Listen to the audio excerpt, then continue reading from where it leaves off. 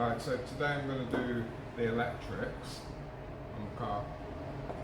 Things that I'll definitely need for today's task are super glue, because we don't tend to run switches on 8 cars, we just plug straight in, just to remove a variable that could go wrong. Invariably you're going to need to stick that somewhere, and the Dremel will be needed just because, well, you'll see as I use it, but it's just to be able to thread the cable in places and maybe need to elongate holes and stuff like that whilst I'm doing the electrics. Let's get started.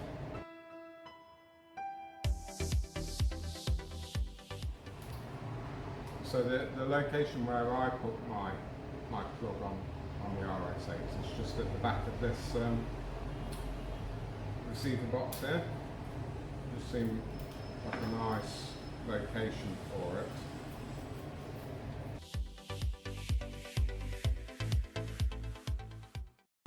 Personally, my favourite servos on an 8 car are analog servos, but it's really hard to come by them these days. They all tend to be digital. And these are digital. These are Samois. I've used Samoa for years and never had any trouble with their stuff, so happy to continue using. Right, so first thing's the steering linkage, and because of the way it connects and how this throws, you'll find this is where the Dremel kind of comes into play for me, is that you'll find that this bit here on the steering can foul on the linkage that attaches to the servo.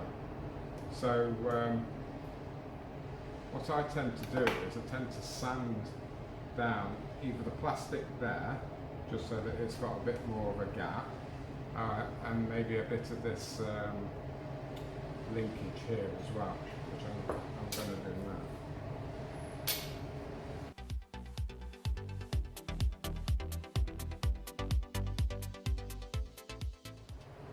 So I don't know if you can make out what I've done there, but it's more just taking the corner off it, just so that the plastic's just got a bit more room there. You don't want to take a great deal off because you'll just end up weakening it, so yeah, just taking the corner off that.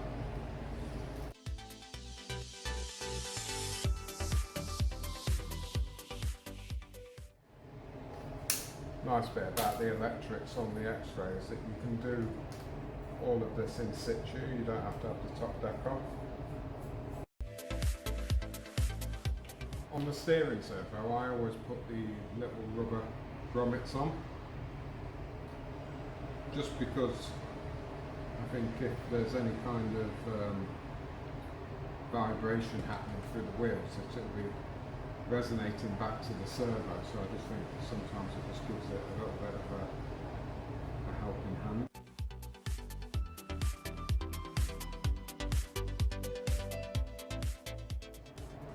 I do these up tight, but not mega tight. I normally gauge them by the back and just make sure that they're both the same length. So I've just got them flush with the alloy ready. Right, so the one that's going to go on this side of the servo here, where the cable comes up, what I want to do is I want to try and guide the cable up to it on that side like that and bring it out there, just so that it holds it in position. Just gives me like a bit of reassurance that it's not going to be flapping into the steering whilst the car's working. So normally this would be like a plastic bit in most cars, but of course on Xray it's aluminium. So I'm just going to grind a little curve into the metal there, so that the cable's got somewhere to sit.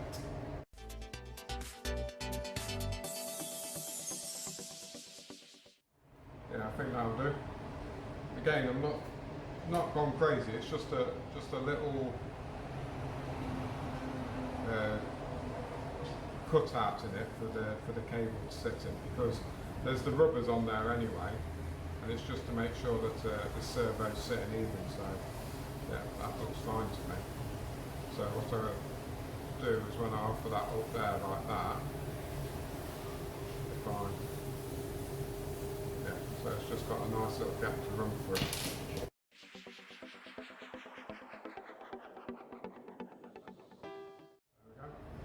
So that just makes it sit quite nice, and then the cable can just come across it like that. And then when I pull that into the receiver box, I know that that will always be out of the way, rather than if it was coming around here and getting straggly around there. So put this in.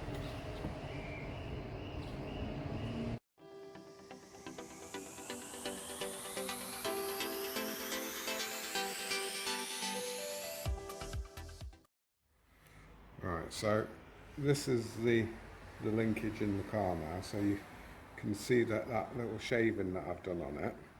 Now if I turn it this direction, which obviously gets no restriction because of the servo, we can see here, if we look straight down, that the joint is just passing under the wishbone, and this is like always a static bit, this bit here, so it's a good measure. But if we look at the other side, can you see how it's not going quite as far? It's like sticking out by maybe like 2 mil, whereas on this side, when we put full lock on, you can't see anything, it's hidden underneath the wishbone. So what that will be is, as I've tried to achieve by sanding that metal, there's still just a little bit on.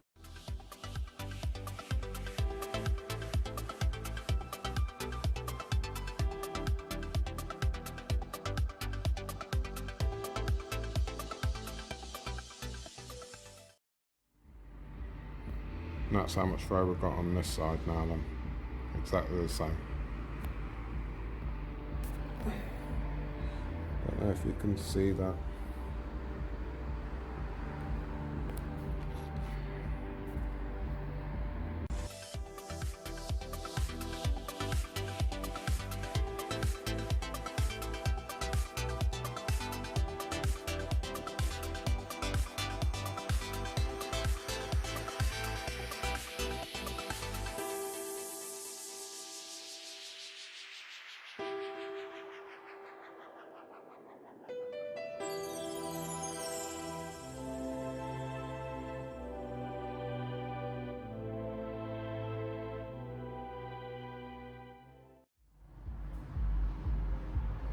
So again, I've just sanded a gap in this retaining bit of plastic that will go underneath the servo here, just for the cable to go through again, just so that I know that the cable's not going to be moving about. So I shall put this on now.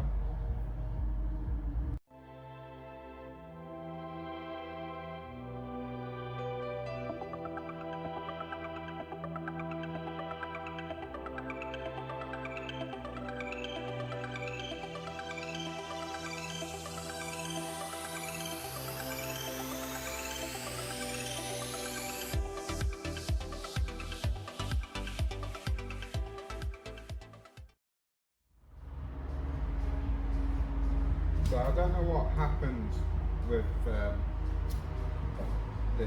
throttle servo here, because it normally goes in orientated the other way so that the gear's here. But when I did that, the arm was just way too short going to the throttle, and this was just completely compressed like that. So I've had to put it in the other way around. Which just means that there's very little thread left here on the end of the brake. I could undo the nuts to give me some more throw to be able to extend that, but I'm not going to do that at this time. I'll just see what it's like when we go to the track with just very little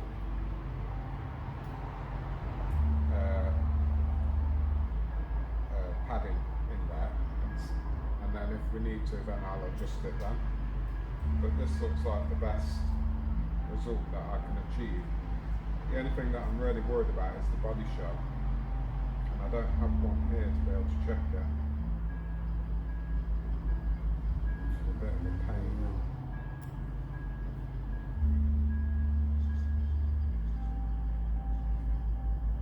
But everything's lower than the tank, so I'm hoping that it will be okay. So, right, when I'm doing this lever here,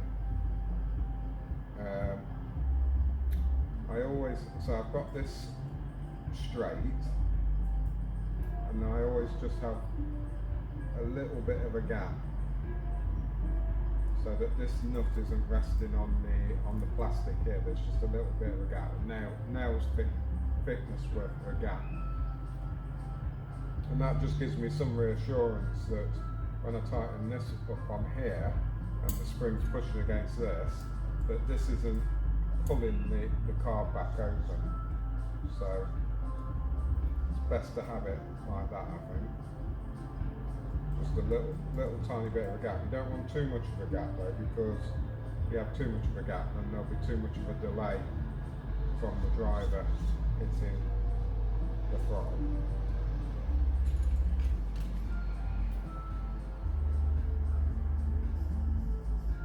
So as I say, this is just going to have to be a really tiny one.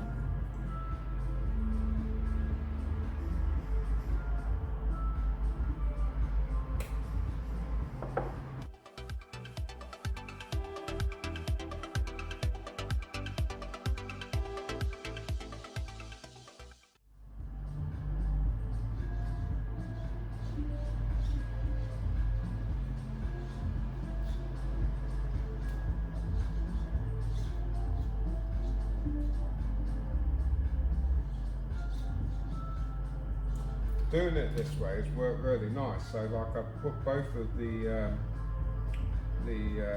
holders for the metal rods on the underneath here, and I've actually rotated the servo saver the other way around. So this should be on the brake side and this should be on the throttle side, but I've rotated it the other way around. So now when I go for full throttle there, it's not catching on the servo like it would have done on this side, and again on this side, because this is so straight now and so short, it's not getting anywhere near the servo. It'll probably sit better against this box as well. Yeah, there's loads of clearance, because you used to have trouble with it catching on this bit, putting a groove on there where the screw head was. So that's all gone together really nicely now. So the next bit to do is put the cables into here, and I'm going to use this hole that's given to you on the box there. Everything will fit into it quite nicely, to be honest. So I'm just going to remove this lug here, because I won't need it.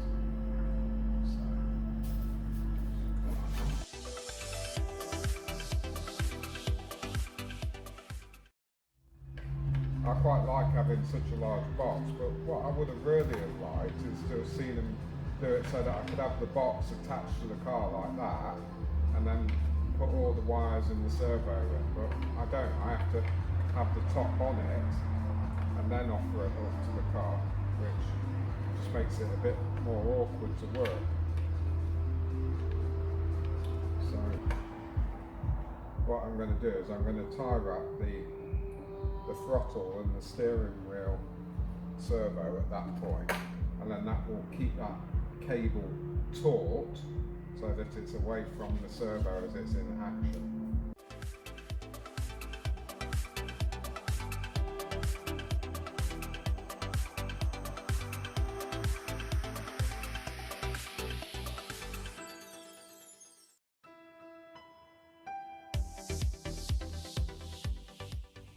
So throttle's always channel 2, steering's always channel 1, battery's always battery,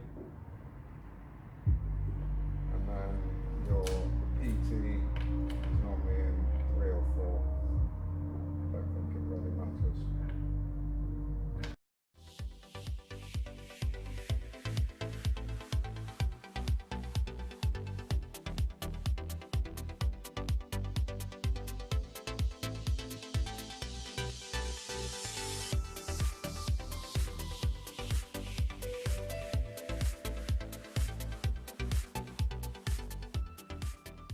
Right, should have posted some pictures just then of the final wiring and how everything looks.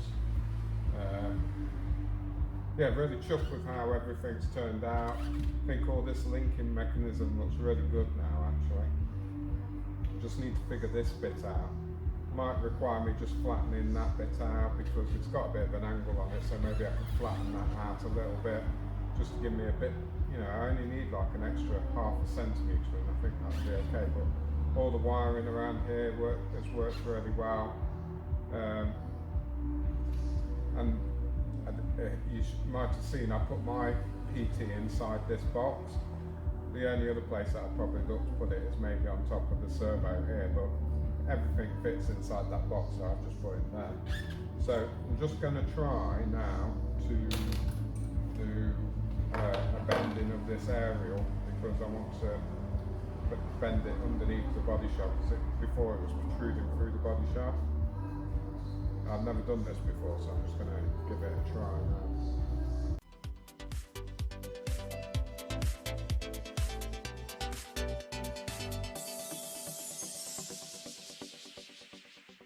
So, I think that should be fine. I don't think that should foul on the shell. I think that'll be okay. So that's it. That's the electrics done.